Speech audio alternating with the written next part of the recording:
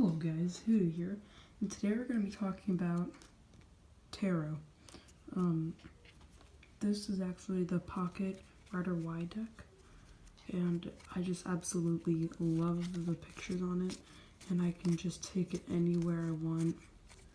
Today I'm going to teach you just an introduction to how tarot works and when to use it. Now, the tarot deck is like a world, okay? This world can be destroyed, but to really get to know this world, you have to bond with it, okay? To bond with the deck, what I usually do is, the first thing that I do is I just take a good 10 seconds, just look at the card. Look at the card and look thoroughly in it. Right now I see a globe on one guy's hand, 2 wands, with mountains in the back. Oh, some roses right there, some trees, and a lake. Nice. And I go on to the next card and I do the same thing. And all I'm doing is I'm looking deep into the card and I'm taking a really big bonding with it by just looking at it and making sure I can see everything that I need to. Also, just shuffling your deck, holding your deck will help. It will let him know who's the owner. You'll just start bonding with him. What I do is the night that I get it, or a night after that, I will put this in my pillowcase and sleep with it. That sounds pretty weird. Just put it underneath your pillowcase and you just go to sleep. And the next morning, usually you'll have really weird dreams. If you don't know why that's normal, it's just you bonding with the tarot, your energy's bonding with the tarot, and the tarot is guiding you. So make sure you write those down in your dream journal. But those are the main things to bond with your tarot. You can also do, what I like to do is energy influence. You just take one card. You close your eyes and you imagine your energies just flowing into it and you bonding with that card's energy. You put that over to the side and you do it with the next card. You put that over to the side and you do it with the next card. Personally, this will take personally, I don't do this that much because it takes a long time to really get fully done because there are something like 72 cards in here. 20, what did I say, 72? No, it's more like 76 because there's like 22 minor arcana and like 54 lesser arcana. But anyway, let's talk about arcana. There are 4 suits of minor arcana and a few types, well, not really types, just a few cards of lesser arcana. The way I find out if it's a minor arcana is I look for key details or look for Roman numerals. So pentagrams is one type of lesser arcana. And then we got swords.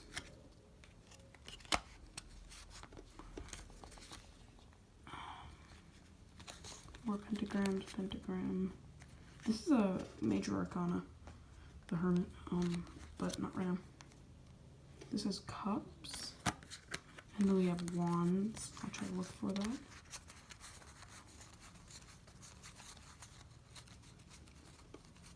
I can't find any wand right now. What the heck? Ah, here we go. And wand. Now, another way to look for it is to look for what they're labeled, the Hanged Man, okay?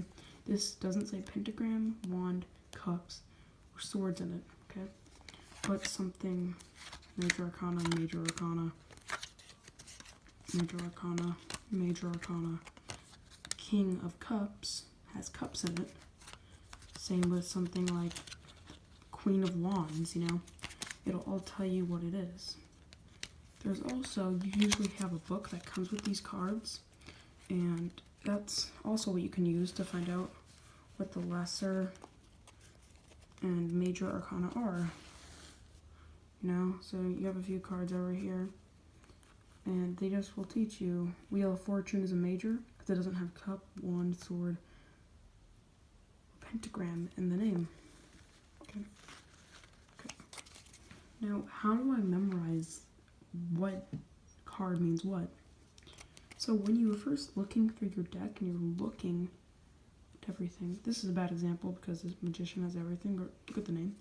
It doesn't have cups, wands, whatever in it. But basically, how do you know what it means?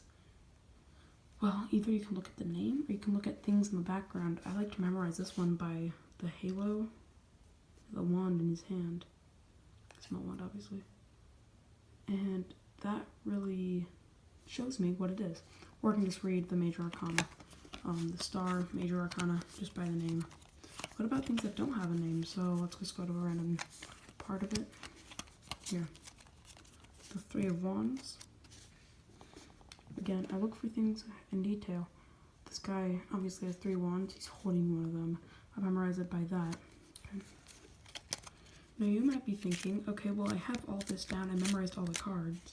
How do I start reading? Now, wait. Hold up. You memorized the cards already. Well, good job. It usually takes a lot of time, but if you happen to, you can start reading before you memorize the cards for that little booklet, which I did. But I like to wait until I fully memorized all of them. But let's look. So, to read what they're doing, all you want to do is you want to ask them a question and what day of the month you were born on, like the 3rd, the 5th, the 7th, etc. So, let's say they're born on the 15th. That is not a 1 digit. So I'm going to add the 1 and the 5 together to get a 1 digit, which is 6. Okay? Let's say they already have 1 digit. So let's say they're born on the 7th. You just do it 7 times. So you 1, 2, 3, 4, 5, 6, 7. Okay? Let's say they're born on the 15th. That's 6 times because 1 plus 5 equals 6. 1, 2, 3, 4, 5, 6. Okay, And then these top cards, there are many ways to do it. I like to do either this 10 card, 1, 2, 3, 4, 5, 6, 8, 9, 10, and then they pick how many cards they want to put in it. If you're a beginner, I suggest either 3, 4, or 5. Don't go more than that. Okay, so you're just going to pick it. Let's say they picked this card. I do a 5 hand. Let's go and hold this. Let's say they picked their 5 cards. I'm just going to cut the deck and pick 5 off the top. So I'm just cutting the deck. I'm picking 5 off the top and going, this is mine. This is I call it 5 fingers. Answer to your question, right? They ask a question and this is their answer. What may help them? What may hinder them? Possible outcome number 1, right down here. Possible outcome number 2, and I'm just going to move this up. Possible outcome number 2, and I just put my deck right in the middle. And then I flip them over in such a way, so if I flip them over like this, I'm pushing this up. Here is a better idea. I'm pushing this up, you see? So I'm just flipping it over. If you flip it this way, if it's facing towards you, it means a good thing. That means it's not reversed. If it's facing away from you, it's facing towards me, oh my gosh, no, towards me, okay. Let's say it's facing away from you, this means it's reversed. If you flip it like I did, I flip it like this, remember. If you don't happen to flip it like that, let's say you flipped it like this, if it's facing towards them, it's good. It's not reversed, but if it's facing towards you, it would be reversed. You know what I mean? So it depends on the way that you flip it.